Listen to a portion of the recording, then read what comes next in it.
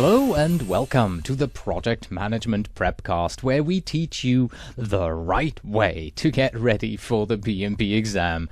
Here are the learning goals for both parts. At the end, you will be able to describe the 4 values from the Code of Ethics, explain aspirational and mandatory standards for each of those 4 values, describe behavior that is okay and behavior that is not okay.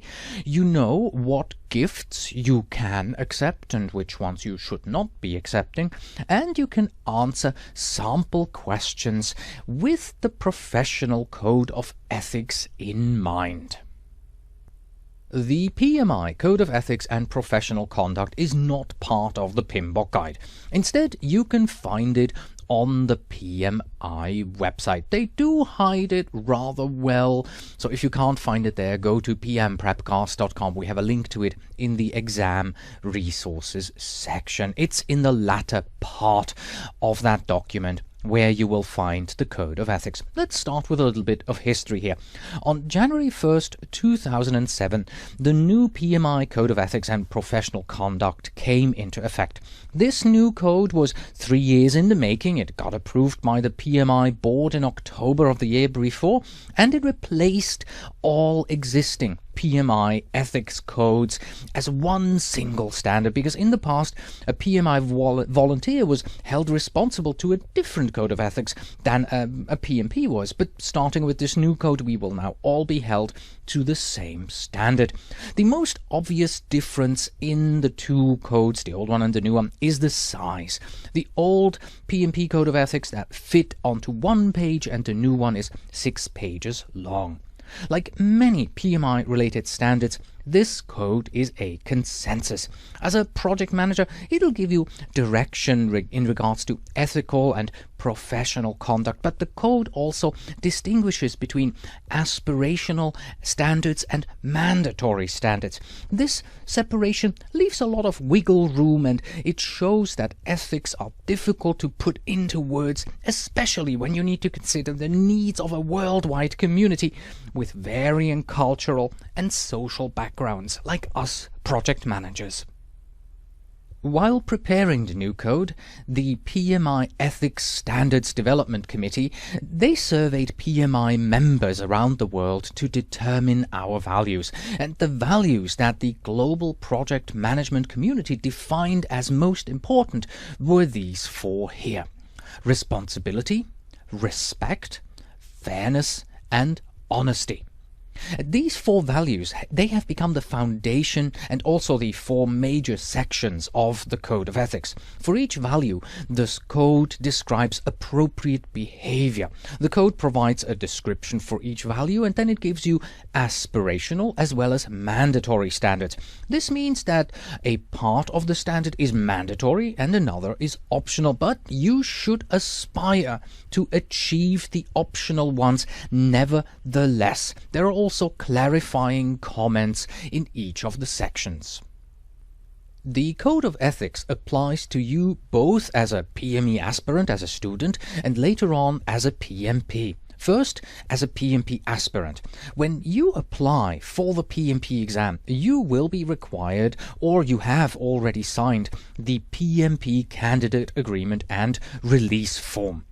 In it, you state that as a PMP aspirant, you will comply with this code. One example that is very close to my heart is the fact that the code states that we do not abuse the intellectual property rights of others. Unfortunately, one PMP aspirant ignored that, and within 3 months of purchasing the Project Management Prepcast, he made it available on his website and was sharing it with others. This was, of course, both a violation of the Code of Ethics as well as US copyright law, so we got in touch with this aspirant and we asked him to stop. Today he is in fact an affiliate and he is selling the Prepcast legally. Another example is, of course, you don't cheat on the PMP exam. Yes, it is unbelievable, but there are in fact ways to cheat on the PMP exam. But of course, you are not supposed to. And once you pass the PMP exam, the code also applies to you as a PMP. Now you should exercise responsibility, and that means that you take ownership of the decisions you make or fail to make. You should show respect. You show respect to yourself and others and the resources that have been entrusted to you. You will apply fairness when making decisions, and you will act impartially and objectively. And finally, you will also employ honesty in both your communication and conduct. If we all manage to live up to these high standards from the code, we will improve the respect towards our profession as well as enrich today's business world. Applying the code in your daily dealings with work colleagues and your colleagues in the professional organizations will also set you apart. The code can assist you in making wise decisions, especially if you're faced with difficult situations when you might be asked to compromise your integrity and your values. But by sticking to the code, you show others that you are upstanding and ethical project manager. Take this a step further. If your colleagues know about you in this way, this will be part of your reputation. And being honest and ethical makes finding a new job so much more easier than if you had the reputation of stealing and backstabbing and lying. In just a moment, we will look at these 4 sections in detail. But first, let's talk about 2 terms that are often discussed in conjunction with the Code of Ethics. They are culture shock and ethnocentrism. They are easy enough to understand. Culture shock, of course, refers to the initial disorientation that you will experience when you are visiting another culture or country. If you live in Asia and you have never visited Europe or the other way round, then you will feel disoriented. And if you've ever done this, you know exactly what I mean. Because everything is so different, there is a chance of you being shocked at first. Then, ethnocentrism. It's closely related.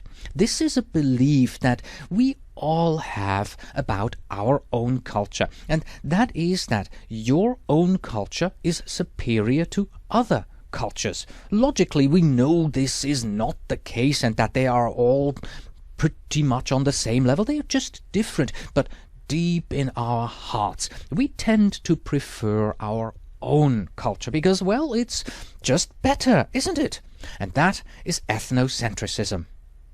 Okay, now let's take a look at these 4 major sections that we find in the code. And once again, they are responsibility, respect, fairness, and honesty. And for each of these, we will first look at the aspirational and then at the mandatory standards. The first 2 of these 4, responsibility and respect, we will look at here in part 1, and then fairness and honesty we will look at in part 2. And by the way, as you read through the Code of Ethics, it's just one of those documents that you will have to read in preparation for the exam. Make a mental note about which of these standards are aspirational and which ones are mandatory, because we have seen sample questions that asked things like, which of the following are aspirational standards of the respect section in the Code of Ethics. So be aware which ones are aspirational and which ones are mandatory in order to answer sample questions like that correctly. Let us begin with responsibility. Responsibility is defined as our duty to take ownership for the decisions we make or fail to make, the actions we take or fail to take, and the consequences that result from this.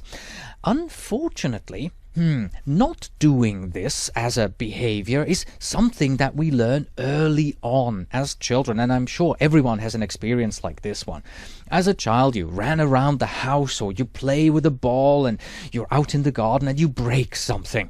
The first thing that you do as a child, you cover it up or you run away and you hope that the grown-ups don't see you or didn't see you do it, and later on when someone asks you, you have no idea how it broke because you were someone else.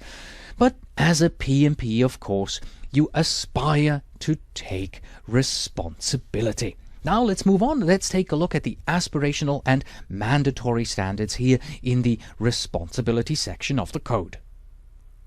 We have 2 slides full of these standards, and here is the first batch, aspirational ones on the left here and the mandatory ones on the right. First of all, you do your utmost that the decisions that you make are in the best interest of everyone is an aspirational standard, and you will also only accept those assignments for which you are qualified. Of course, there is always the situation where a new and challenging assignment comes up, the one that stretches your experience into new directions. Those are okay as well, as long as you make it clear to the stakeholders that you want it, but that you may not necessarily have all the right qualifications yet. And then, once you have accepted the assignment, you follow through. You aspire to do what you said you would do. On the other side, we have the first 3 mandatory standards here, and they are, first of all, it talks about policies and rules and regulations in the code. Because in every industry there will be such policies, rules and regulations and laws that govern our daily work. It is our responsibility to uphold these and to inform the appropriate authorities if we see that others are not upholding them. The code also makes it mandatory for us to report unethical or illegal conduct. And then the third one here, the code also talks about ethics complaints. Since we are supposed to hold each other responsible to uphold the code of ethics, the PMI provides a process to us in which we can bring violations of this code to the attention of the appropriate body for resolution. And here is part 2 of the mandatory and aspirational standards in the responsibilities section. The first question, that this one here on the left under aspirational answers, is the question, well, what if we do make mistakes? Well, then we accept these mistakes and we take ownership and we do make the necessary corrections here. And we don't run away like a child that broke a vase with a ball. And if it has to be, if it happens so, then yes, we will aspire and we will accept any consequences that come from our mistakes. One standard that doesn't need much explaining is the protection of confidential information. If we are given any confidential information from our customers, then we will, of course, safeguard it. And lastly, under the aspirational section, we uphold the PMI Code of Ethics and Professional Conduct, and we hold each other accountable to it. On the other side, on the mandatory, we have just one final mandatory standard. It is a clarification in regards to these ethics complaints we talked about on the previous slide. Yes, we must file an ethics complaint if some of our PMP colleagues are acting unethically. But the code also says that this should not be frivolous. You may file an ethics complaint, but only if it is substantiated by facts. All right, those were the aspirational and mandatory standards from the responsibility section of the Code of Ethics and Professional Conduct. Now let's take these and let's translate them into behavior that is okay and not okay for us as PMPs. Let's begin here on the left-hand side with 3 behaviors that are okay. First of all, accepting stretch assignments and informing stakeholders at the same time. Mentioned this already. There are always new challenges ahead of us as project managers because by definition, projects are something new. So if you are accepting a new project, something that you have never done before, something that you may be a little bit uncertain about, may not have the 100% perfect qualifications to do, well, yes, accept it, inform the stakeholders, and move on. Try, of course, to get the appropriate training if needed.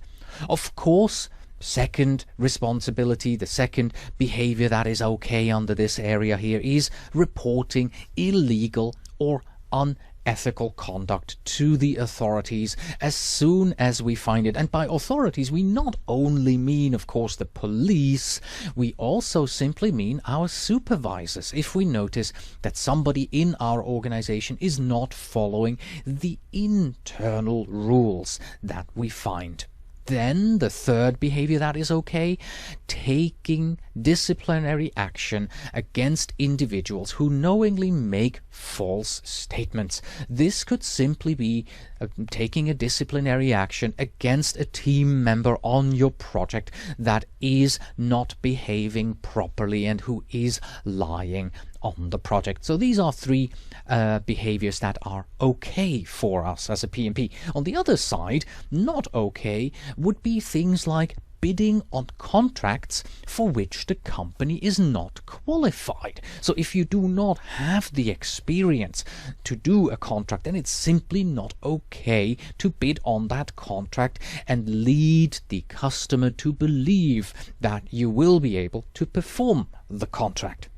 And of course, engaging in illegal activities, that's a big no-no for us as PMPs. We got to stay away from that. And the last one on the right-hand side under the not okay is abusing intellectual property rights. You will see this come up a couple more times here, so you will, just by the number of times that it appears here in the code, in the behavior, you will realize that this is an important area, the intellectual property rights section, and you have to keep this in mind, not just for the PMP exam, but also for yourself in your daily dealings on your projects as a project management professional. The next section in the code is respect. And respect is defined as showing a high regard for ourselves, others, and the resources that have been entrusted to us. So let us now move on from this definition here, and let's take a look again at the standards, the aspirational standards, as well as the mandatory standards that we can find in the code itself.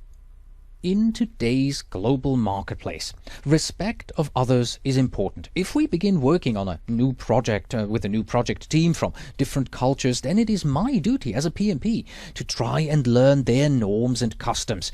What is okay in my culture may not be okay in yours, and if I respect you, I will try and minimize your culture shock. For one example here, my mother tongue is Swiss German. It is always listed as a very direct language that has a very low context. We don't beat around the bush. When I ask someone in Switzerland for a favor, then the conversation will sound to Swiss natives as incredibly rude sequence of direct orders and instructions like do this or do that. Because I know this, I am adjusting my style. When I speak to others here in the United States of America, I make sure to add more context into my sentence, and I add lots of would you pleases, do thises, and could you please do that's into my speech. That is respect towards the culture that I have chosen to live in.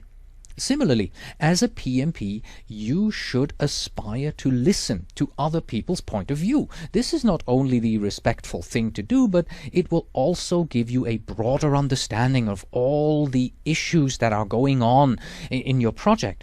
Only if you listen to what others have to say will you be able to actually do the right work.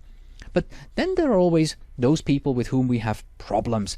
Here the code is challenging us in such a way that it tells us to directly approach those people with whom we have disagreements. And this aspirational standard ties right back into the overall understanding that the PMI has for a project manager, because a project manager is proactive. He addresses conflict proactively. So it's no wonder that this has become an aspirational standard. The code also recognizes that there are always, idiots that we have to work with. The code doesn't, of course, call them idiots, but it says that even the most difficult and unpleasant person whom you work with deserves your respect. They may not show you the respect that they should, but you will nevertheless aspire to show it to them and adhere to the professional code of conduct. Respect has a few more facets, and they are, of course, then on the right-hand side here, the mandatory standards. Here we have negotiation as one of them. When you negotiate, you must negotiate in good faith, without lying, because if you don't negotiate in good faith, then all you do is guess whether or not your counterpart is telling bigger lies than you are, and that is simply disrespectful on both sides. You must also never use your personal power to gain personal benefit. For instance, if you are negotiating, you could easily suggest that a certain favor from the negotiating partner would make their job much easier. You know, wink, wink, nudge, nudge, know what I mean, know what I mean? And that they would certainly be awarded the contract if they did you a certain particular favor. So that's a big no-no here. And then there are two more mandatory standards, and they are simply the fact that we do not abuse others, and the fact, again, that we respect the property rights of others. And here are some of the behaviors that relate back to respect and that are considered to be okay on the left-hand side and not okay on the right side. I'm not going through these in detail. You can read them yourself as they appear here on the screen. They're pretty straightforward and they are self-explanatory in regards to what you can do and what you really shouldn't be doing. Instead of me reading these to you, let's explore another question that is closely related to this. Now that we have looked at responsibility and respect from the code, you may think that it seems almost impossible to always follow this code of ethics. Yes, the code does have a certain tone of overly goodness to it, doesn't it?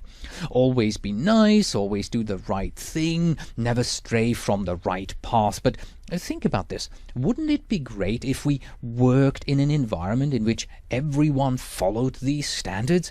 Life and work would be so much more pleasant if everyone treated everyone else like this. And that is what we want to aspire to, and that is why we seek to follow the aspirational standards in the code as often as we can, and the mandatory standards all the time. And second, someone once said that respect must be earned. So would that then mean that we must apply these standards from the respect section to people whom we have known for some time and have come to respect? No, certainly not. The respect we are talking about here is the respect we give you as a person and as an individual, and not the kind of respect that must be earned, like I respect your know-how in a certain field. Respecting people as individuals means that you treat them the way that you want others to treat yourself. And this concludes our look at Part 1 of the PMI Code of Ethics and Professional Conduct. We have talked about responsibility and respect, and in Part 2 we will discuss fairness and honesty, and we look at a few scenarios where you will have to select the correct and ethical way of responding. So